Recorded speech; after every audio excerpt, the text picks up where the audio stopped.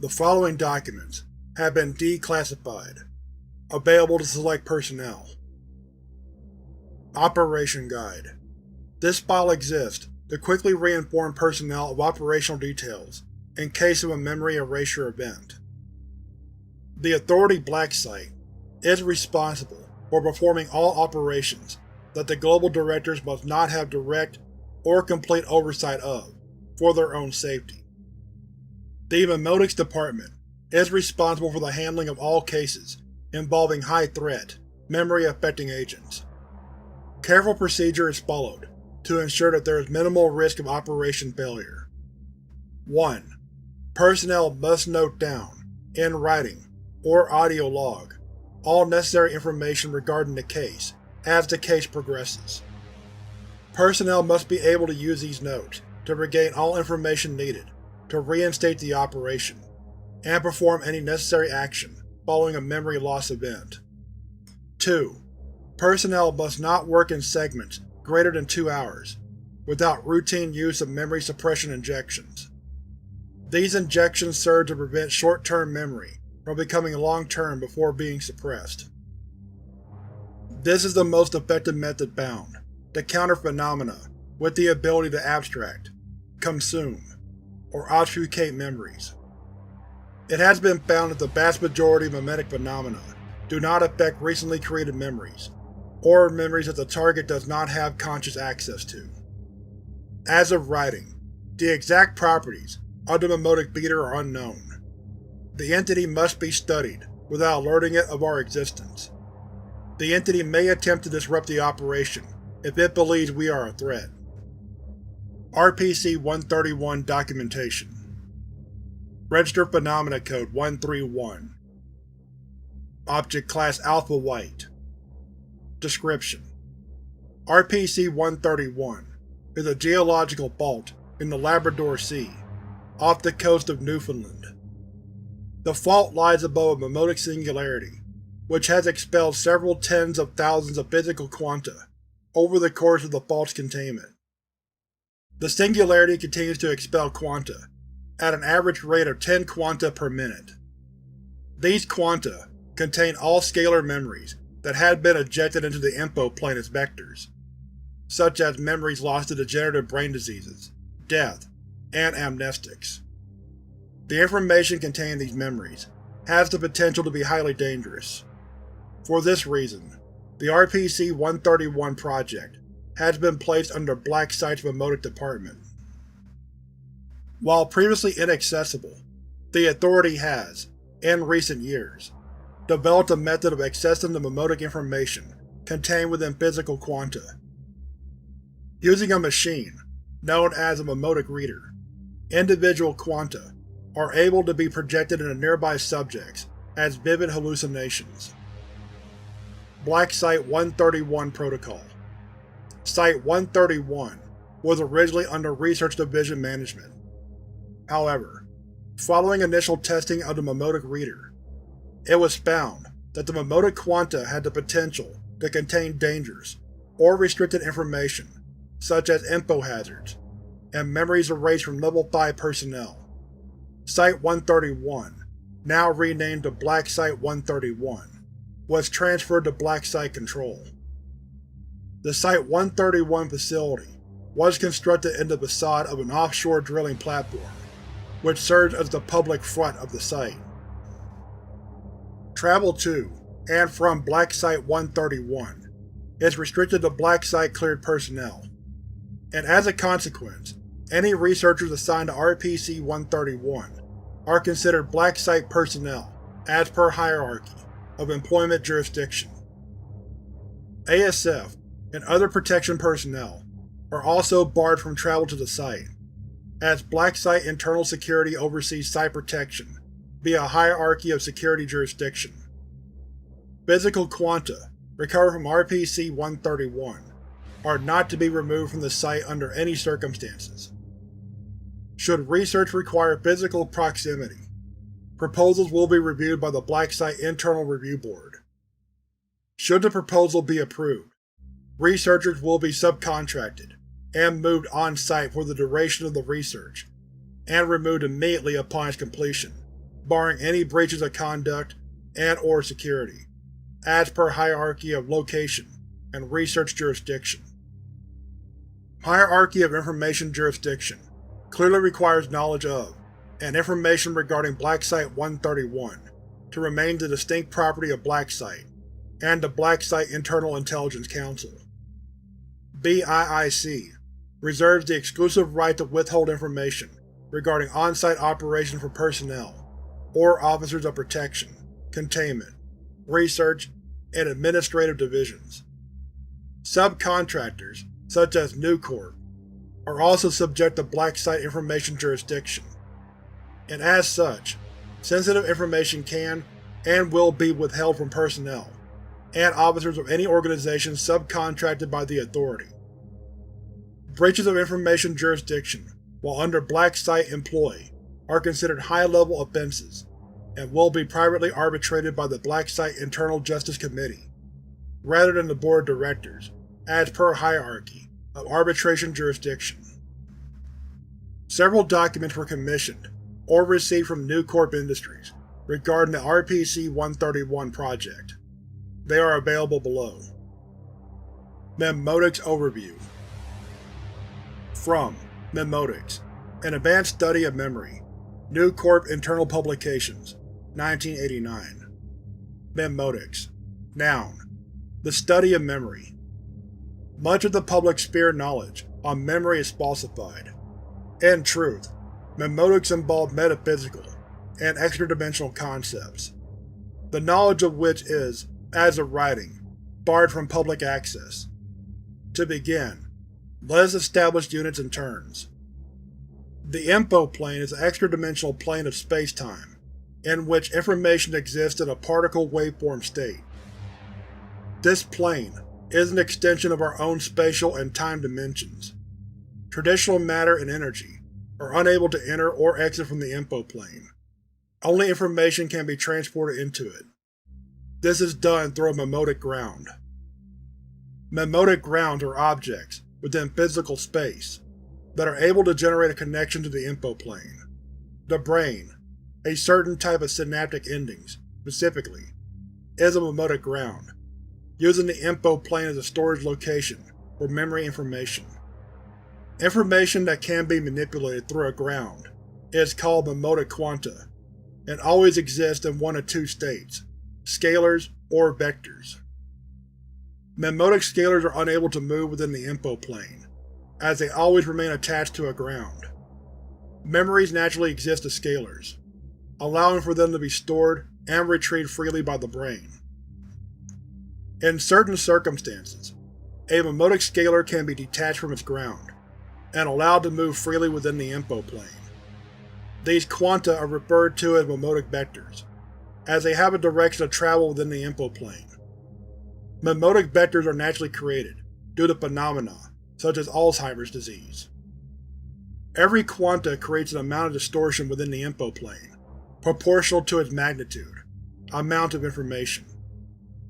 This distortion creates an effect parallel to that of gravity, causing vectors to be attracted to one another. Informational inertia rules that vectors of greater magnitude will require a greater force to move the same amount compared to a lesser magnitude vectors. There is a purely theoretical type of complex vector, called a memotic feeder. These are sentient entities that exist within the info plane, and are able to consume memotic quanta, increasing their magnitude. Theory would suggest that memotic feeders would act in opposition to the law of informational inertia, which has left many researchers skeptical of the existence of such entities. As a memotic feeder consumes quanta, it becomes more agile, able to travel within the info plane with greater force, and greater ability to alter its direction. Within the info plane exists a special type of topological phenomena called a singularity. It is currently unknown how these form. The hypothesis that currently seems to hold the most weight would be that these singularities formed alongside the formation of the universe. Memotic singularities are infinitely dense vectors of zero volume and indeterminate magnitude. They create an immense gravitational force, attracting all nearby vectors. Singularities are slightly affected by the gravity of other vectors, but this is negligible. It is unknown what occurs when two singularities interact, as they have only been observed to exist extremely rarely. The distortion on the info plane that singularities generate is strong enough to puncture a hole, creating a pseudo-ground. Vectors can be expelled through this hole, entering the physical dimension as a self-contained essence, referred to as a physical quanta. This is the only known way for quanta to exit the info plane. If memotic feeders exist, they would likely gravitate towards singularities. They would act as optimal sources of quanta for feeding. There is a single singularity that exists within the Solar System, and its effects are apparent globally. All local vectors will gravitate towards the singularity, and exit as memotic essence at a specific location.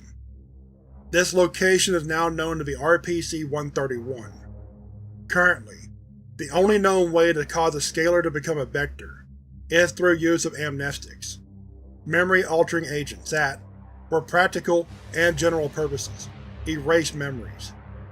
In reality, these memories are not destroyed per the law of conservation of information.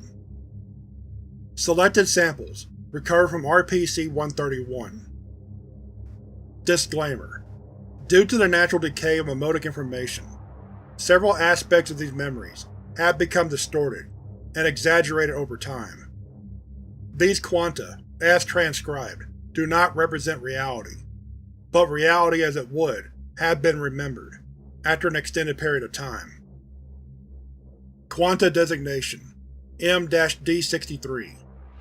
Memory Description: you are walking along a winding road, in early hours of the morning.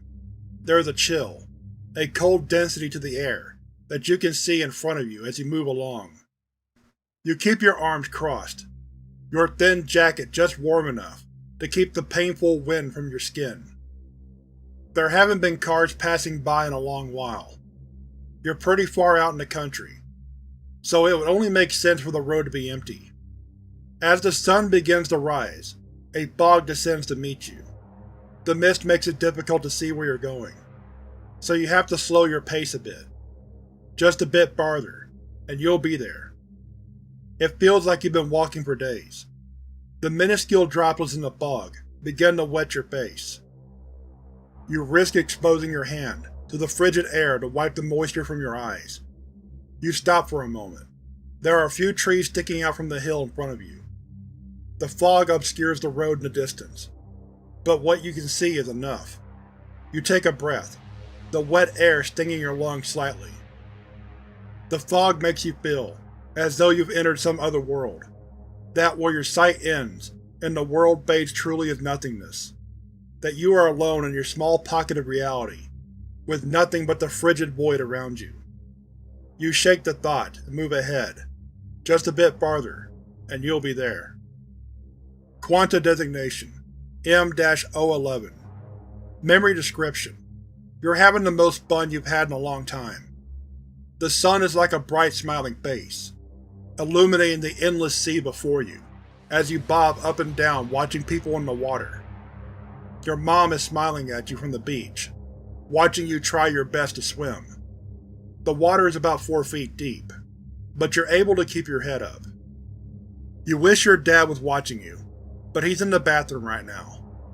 As you look out to the people further out in the water, you wonder what it must be like to swim on the deep end. For a moment, you imagine floating in the water, with nothing beneath you, with a big toothy monster in the sea below, ready to eat you. You close your eyes for a moment, trying to get the thought out of your head. You're supposed to be having fun. That's what Mom said. When your eyes open, stinging a bit from the salty water, you see her waving at you. You smile and wave back. You turn back around to look at the people in the water behind you. Your jaw drops open, as the largest wave you've ever seen slowly drags its way through them. The water distends in a way you thought impossible, and the force of it is heading straight for you. You scream and try to run to your mom, but you're not that great a swimmer. You try your best to paddle, but you don't get far before everything goes dark. You can't breathe. Quanta Designation M-K72. Memory Description: the house smells musty, of old carpet and wet wood. You love visiting inside your family. Even the house they live in has a history. Your dad's side is so spread out, they barely visit each other. But your mother's side, her family seems like they're always together. And your grandmother's huge old house is like an archaeologist's dream, full of records of the past. You enjoy these moments while waiting for dinner to be ready, where you can just explore the now empty rooms, looking for treasures. This old bedroom might have been one of your uncle's. You aren't sure. The walls have yellowed, but the bed remains neatly made to this day. The light stopped working long ago, so you use a small flashlight to look around. You go searching through the drawers of the side table, hoping perhaps to find something left behind. In the bottom drawer is a picture. Looks like Polaroid, hiding in the back corner. You pick it up and inspect it with your light. It was taken in his house, near the staircase. A man in a casual suit stands for a picture, with a small child behind him, slightly obscured. The child's features are difficult to parse, and his neck seems slightly too long. You are transfixed by this photo for a while, before the call to dinner echoes up the stairs. You put the photo back, a mystery left forever unsolved. Quanta Designation M-I39. Memory Description: you can feel the heat of the cramped, dusty space as you try to relax. There aren't that many chairs by the poolside. You feel like you've taken the only one. There's an anger brewing in you, with a sadness behind it. He left you here all by yourself. He said he was tired, that he had to go back to his room. He didn't want to spend time with you. That wasn't why you were here. You can't sleep, so you try to look around. The pool is in a state of utter filth and decay. The water was dirty. You try to swim in it, but it hurt your eyes, and maybe your skin? It burned. The room itself was small too, like it hadn't been expanded in years. You can tell it's old because of the brick. You're old enough to know that pools shouldn't have bricks. The people who run this place clearly haven't learned this yet. There's dirt and grime all over the walls. It hadn't been cleaned in a long time. You can almost smell the muck from your chair, a putrid brown and dark green dripping down the dusty brick walls. It's almost like a nightmare. Hot, dirty, and oppressive. You aren't having fun. You decide it's time to give up and leave. You've let him win again.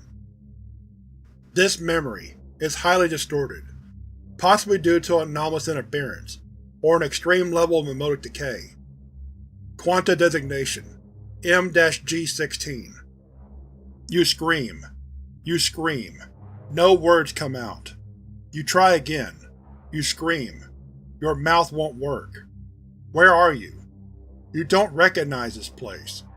A sterile hallway, like a hospital. But how did you get here? You can't remember. The lights are flickering. Something is wrong. You remember. Something happened. Monsters. Your thoughts tell you this. What about them? Are there monsters here? Yes, there are. They got out. That's why you're here. Is that why you're here? What is this place? It's not a hospital. You are a prisoner. It's not a prison. You are a patient. It's not a hospital. You remember men in white coats, and you can see the words in your vision. You can't think straight. The men. White coats. They're coming towards you. You try to run, but you can't. Why can't you? Are they monsters? Run. You run. Don't run. You stop. They catch you. They put you in a chair in a room with strange device. They laugh. You try to laugh, but your eyes feel wet. They say more words. You can't make them out. It's getting darker. What about the monsters? They laugh again. They use devices on you. You feel limp. You look around for something to help. There's nothing. You can see their eyes. There's nothing. Blackness. Nothing there. Monsters. You scream. You can't. You try to look up before the blackness overtakes you. We are building towards something huge. Quanta Designation M-U-47. Memory Description: You are afraid and confused. You've never been to this place before. It isn't like your home. It's different. You don't understand what you are doing here, or why your parents left you here. You wonder if you'll ever go home. You attempt to make your way through the maze of doors and hallways of this place, to no avail. You only end up more lost than before. There is no familiarity, no consistency in this place. The walls are bent at strange angles. The doors don't go where they should. And it seems to you like a place designed just to make you feel disoriented and small. You stop for a moment to admire the foreignness of the house. The way the walls are painted differently. The ceiling higher than you ever thought possible. The stairs in the wrong place. You feel as though you are a visitor in an alien world. A place so different from where you used to be that there can be no going back. This place is yours now. Or rather, that you belong to this place now. Its strange and arcane architecture, having grabbed you in its claws, with no intention of letting go. The despair begins to rise in you, and you feel the tears well up in your eyes. But then a door opens somewhere. You hear footsteps, and there your mother is, with open arms. You think you hear words spoken, but you're unsure. You are just happy to be home. Quanta Designation M-S61. Memory Description: You wake up rattled, your hair standing on end. You stare up at the darkened ceiling, trying to collect your jumbled thoughts for a moment. You had that dream again, the one where you fall.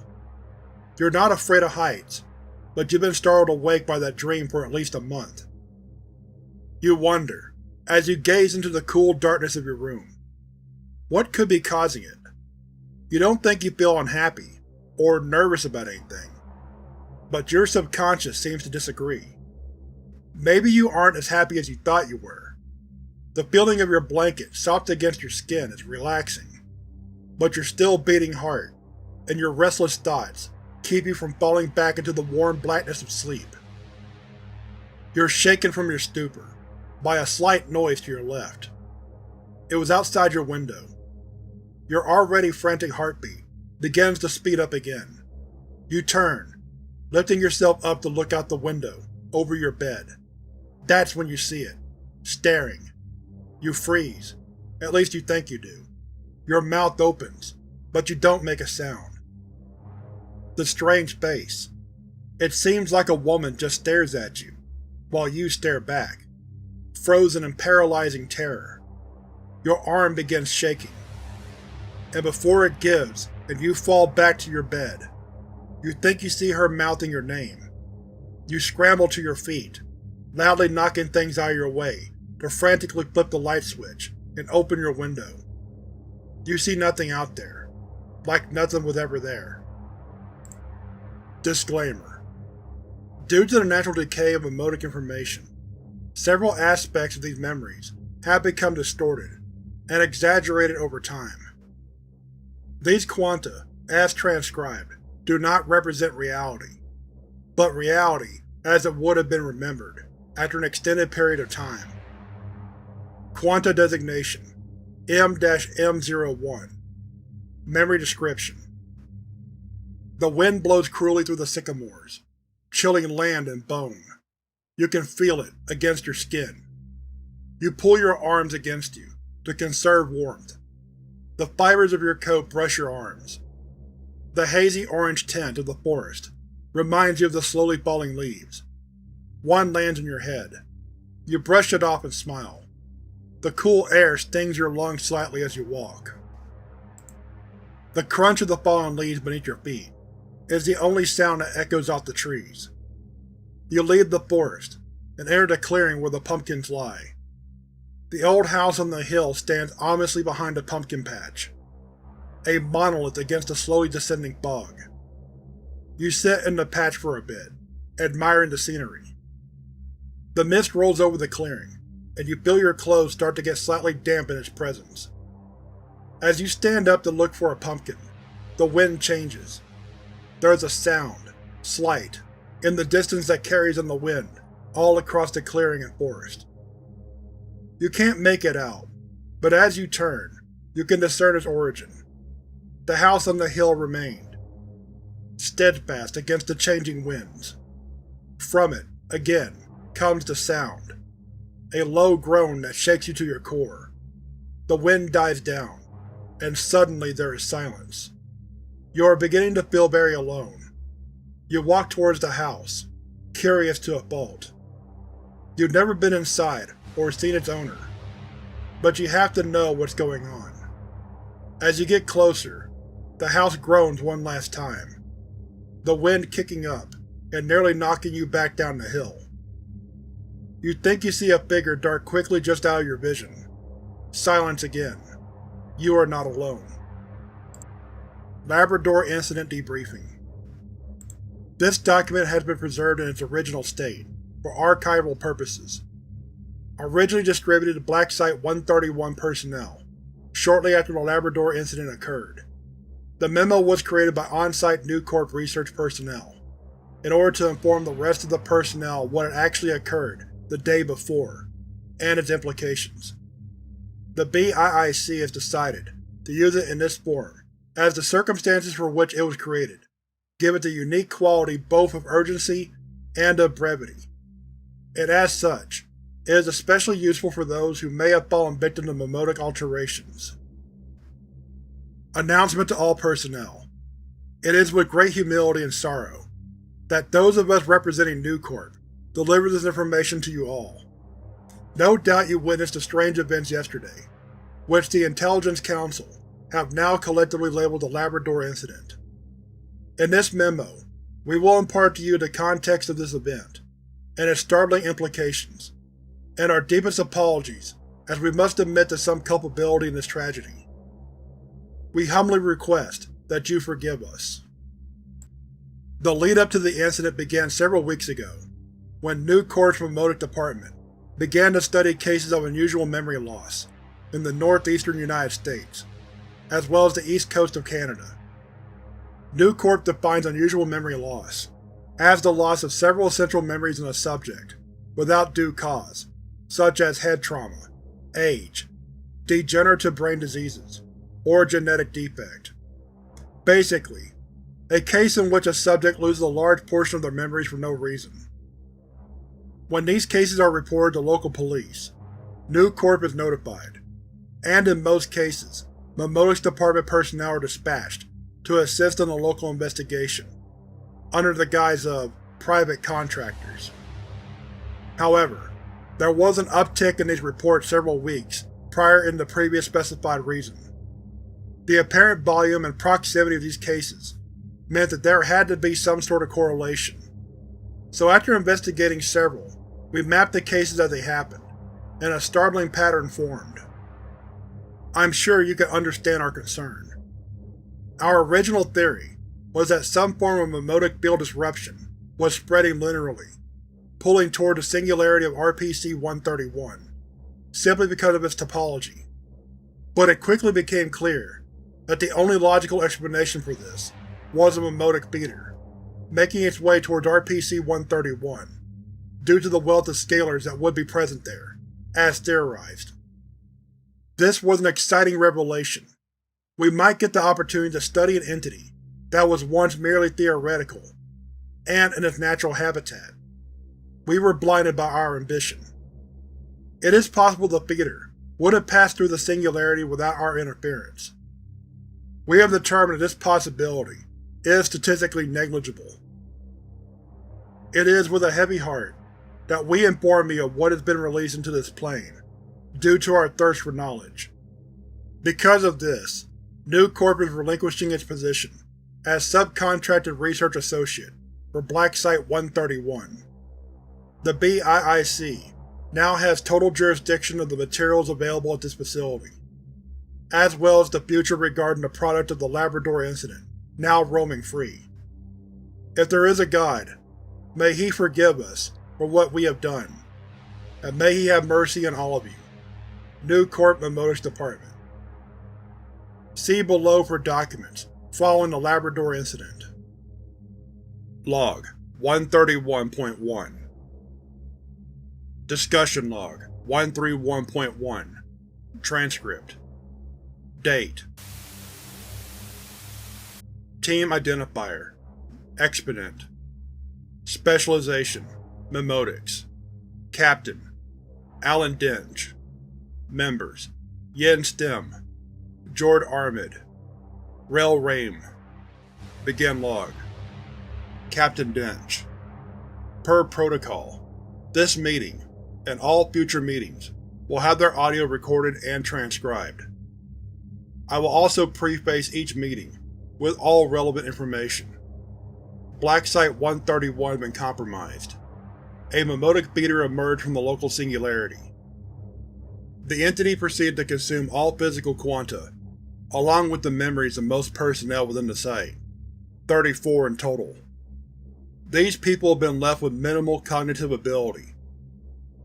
Approximately 40% are in a catatonic state. 50% have undergone heightened mental deterioration, or dementia. The remaining 10% suffocated to death. Stem. Suffocated. How? Captain Dench. The working theory is that they lost the memory of how to breathe. Stem. How could that even be possible? That information isn't stored as quanta. Captain Dench. Apparently it is, which brings me to the purpose of this meeting. We have a lot of information about the entity to analyze and learn from. We will then use this information to work towards containing the entity. Armid. Sounds like a plan. Please describe the order of events following the entity's arrival. Captain Dench. Of course. At the ground point, New Corp researchers had built a structure which they assumed would be capable of containing the entity. They assumed that the entity would have the same properties as physical quanta. As the entity approached, they applied Class A-X amnestics to 7 disposable subjects, releasing a massive amount of memotic vectors into the info plane near the Singularity. It is unknown if this event had an effect on whether or not the entity would travel into our world, or past the Singularity. Captain Dench clears his throat before resuming. In any case, the entity then came through the Singularity ground. Upon arrival, it appeared as a humanoid creature composed of a purple glass-like material with a viscous liquid form and movement. Instead of being contained as the researchers expected, the entity passed directly through a wall into the observation deck. Rame. So it's incorporeal. Does the entity have the ability to remotely sense the location of memories? Stem. Yes, it should. It knew the travel to the Singularity, as that was a concentration of memories. Captain Dench. That is true. Anyway, in order to consume a subject's memory, the entity would place one of its hand-like appendages to their head. Thin tentacles then emerge from the hand and break through the subject's skin and bone until reaching the brain. A fluorescent purple liquid flows out of the brain, through the tentacles, and into the entity's body. This process takes at least 20 seconds to be performed. Armid. Could be useful. Captain Dench. As the entity consumed the memories of more people, its body became darker and darker. This is likely representative of an increase in information density within the entity. This is all we have been able to gather from the security footage of the incident. Stem. Where is the entity now? Captain Dench. We don't know. After leaving Black Site 131, it was lost. The last bit of security footage would suggest the entity exited Site 131 and then traveled eastward, along the ocean. We will need to determine the entity's location before being able to contain it. Rame. I take it there's been a search throughout the Atlantic Ocean, starting from the location of Site 131 and expanding outward? Captain Dench: Yes, primarily with helicopters. Rame: Do we have access to all the reports the Authority gets from different government bodies? This question is unspecific to the Atlantic. Captain Dench: Yes. Why? Rame: Search the database for recent reports of memory loss related phenomena, with no specific location. Captain Dench: I don't see how that could be particularly helpful, when the entity is within the Atlantic. But okay. Searching now.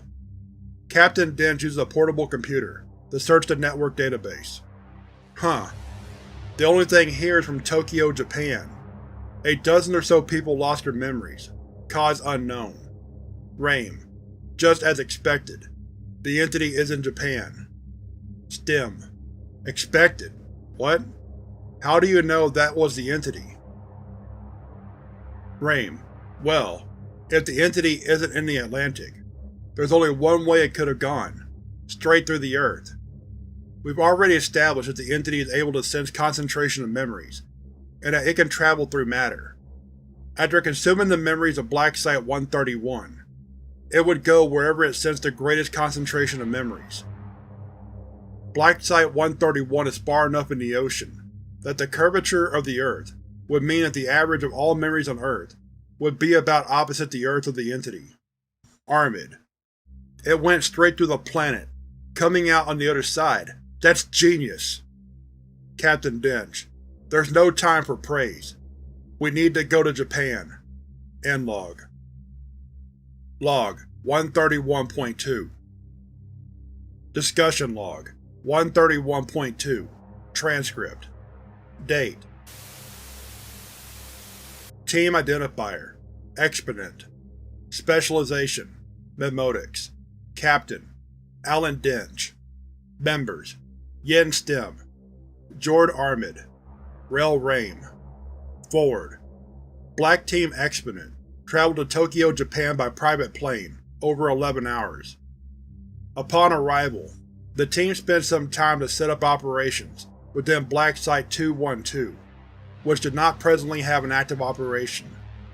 This meeting takes place shortly after. Begin log. Armid: What has happened since our last meeting? We were on that plane for quite some time, and I have been asleep. Captain Dench: The entity has continued to consume memories in a localized area of Tokyo. We have alerted the Japanese government of what is going on, and requested them not to evacuate the city. We currently have a good idea where it is, and that is valuable. Stem: Which is highly unethical, by the way.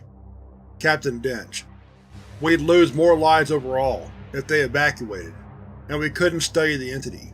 We've been over this. Stem responds with an annoyed grunt. Rame: Moving on. I believe we should run an experiment to test this entity's intelligence. Its intelligence will be the defining factor of how difficult it will be to contain. Armid: That makes sense. What experiment? Rame: First we will need to find out if the entity is able to use the memories it consumes for its own benefit, by using the information contained within them. Then, we will test its logical ability to draw conclusions from that information. Captain Dench: Interesting, but how? Rame: The entity has been very careful since it entered Tokyo. It has never consumed all memories of a person. We have only observed minor memory loss. It would appear that the entity has attempted to remain unnoticed. It has been avoiding sight from other humans quite often as well.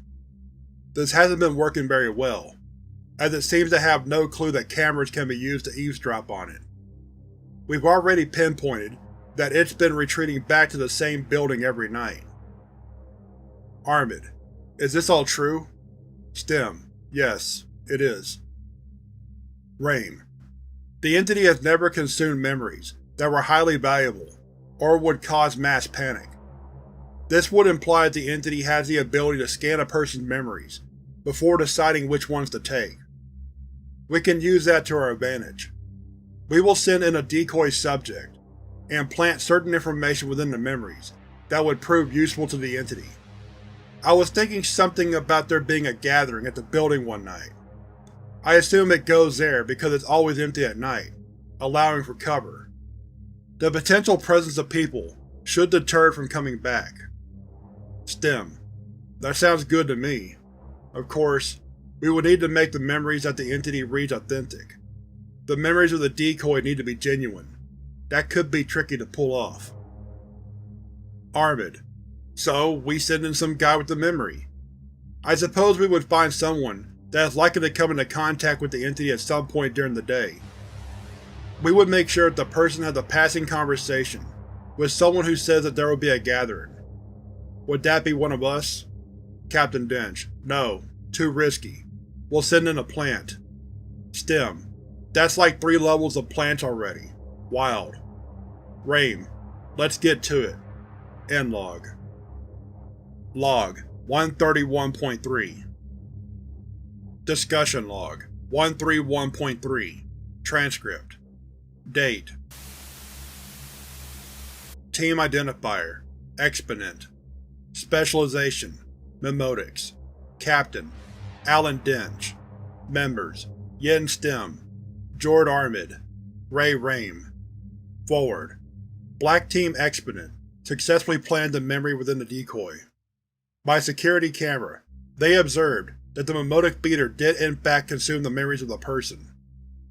The entity did this from behind, and was not seen by the subject. Following this, Exponent connected to a live security feed of the room, where Exponent travels to every night. This log had been fitted, with timestamps for context. Begin log. Stem. It always arrives between the hours of 1 AM and 2 AM. If it doesn't arrive, we will know that it is an intelligent entity. Armid. Right. 12:46 AM. Captain Dench. Rame. You're the idea guy. What plan do you have in mind if the entity doesn't show up? Rame. Frankly, I don't have one. If this entity was intelligent, that would be truly terrifying. We'd likely not survive this operation. Armid. Jesus. I hope for our sake you're wrong. Rame. If he does show up, I do have a plan though. That will be quite easy. It would not be hard to lure it into a trap with an ambush by BIS. Extraneous segment omitted. 1:55 AM. Stem. Well, looks like the entity won't be coming back. We're fucked. Rame. Hold it. 5 more minutes. Captain Dench.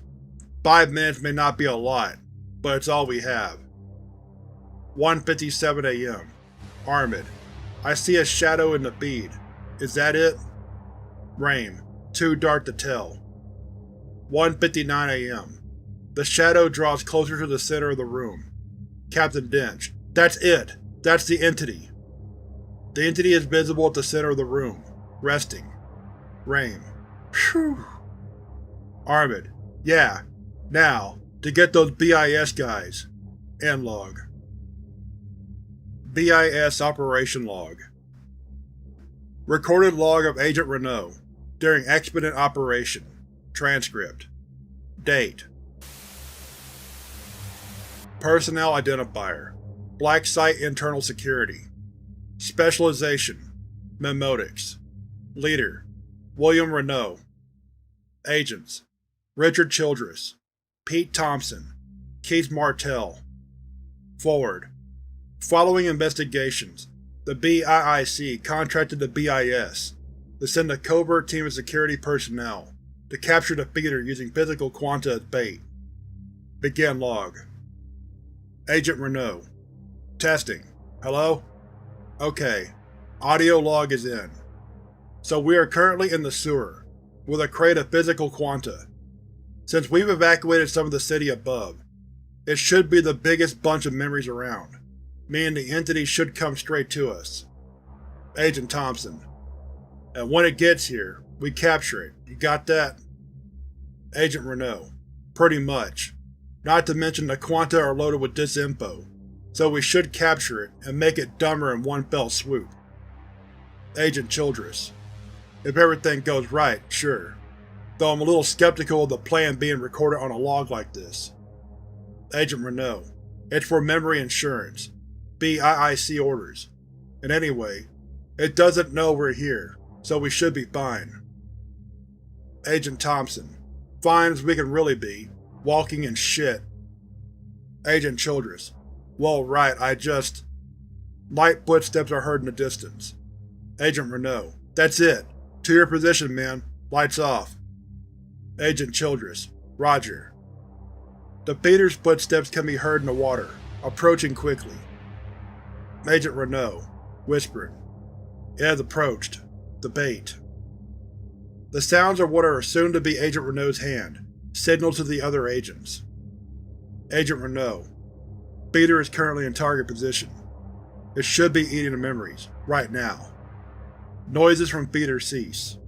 Agent Renault. We go, now! Men, lights on! Gunfire echoes from sewer walls, before stopping abruptly. Agent Thompson. Where the fuck is it? I don't see it anywhere. Agent Renault. It was right here, eating the Quanta. Agent Childress. The Quanta are all still here. Bill. It didn't even touch the damn things. Agent Renault. I don't understand. It must have known it was a trap somehow. Agent Thompson. Is it even that smart? Agent Childress. Well, with all the memories have been eaten, I suppose. Agent Martell. Oh shit! Sounds of a struggle. Agent Renault. It was hiding on us! Sounds of gunfire and struggle continue for several minutes. Agent Childress. Wait. Did the feeder show up yet? Agent Renault. Of course it did. Why? Wait. Did it? Agent Thompson. Who the fuck are you people? Did I step in shit? Christ, the smell. Agent Renault. I think… Shit, I think it's already… Agent Childress. What the fuck are you talking about? How did I get down here? Who… Do you know who I am? I can't… Agent Renault.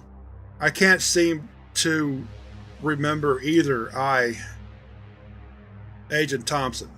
All I know is Agent Thompson. All I know is I'm getting out of here. I'm sick of this awful stench. That being said, I don't see any exit. I guess I'll have to dig my way… Agent Renault. Now hold on. We don't have to do that. It's, Agent Thompson. Are you alright? You look like… Agent Childress. What the fuck is that? Several gunshots are heard, before the tape cuts off. End log. Transcript of Black Site Internal Intelligence Council meeting. Moving forward, concerning Labrador. Identity of Council members are obscured. Begin transcript. A. I set the clock. We have 10 minutes. B. The agents are currently in the infirmary. I don't think they'll be able to recover from the attack, but our plans were ultimately successful. C. Our backup plans, you mean. The entity was smart enough to sniff out the ambush. If we hadn't thought as far ahead, we'd be up shit creek right now. A. We might still be. Giving the security personnel their own set of false info was a good call. But if the entity was smart enough to sniff out the first ruse, there's a possibility it knows we're tricking it this time too. B. It has no contradicting information this time. It certainly doesn't know where we are. It's almost a certainty it will follow the disinfo to the dummy facility. C. We don't know whose memories it's eaten at this point. It's been out roaming free for weeks now. There's no way of telling what it does and doesn't know, or whether or not eating the memory of a memetic hazard would even kill it. B. I think your uncertainty is grounded in paranoia, and not reality. If a memetic hazard didn't affect it, that would be counter to enough research that we pretty much have to throw out all of our theories on the info plane and Memotics. C. Talk about not being grounded in reality. This thing is an intelligent creature. What if it just, I don't know, decides not to go to the dummy site? What then? B. It would be highly unlikely. It was just attacked, and the memories of those attackers point to a specific location. Any sufficiently intelligent creature would follow it, especially since it just recognized and evaded a trap by them. Even if it doesn't go to the location, we would still know where it is, and be able to plan around it. C. It just seemed risky. I want to get rid of this thing before it causes any more problems. GD-ANTC will fry our asses if it does. B. As far as we know, this is what will catch it, so stop worrying. We're almost out of time anyway. A. Alright. I've set the clock. End transcript. I would assume that you know what the deal is, but I know how often you GD get replaced, so I'll work under the assumption that you're new to the info demon situation. I'm also going to assume that this is a secure line. If it isn't, oh well, I guess. It isn't much of an issue if it gets leaked that we, spoiler alert, neutralized the threat. You can consider this project complete. Cross it off your things I'm in charge of, but don't actually involve myself in list. I'm sure it could be much shorter.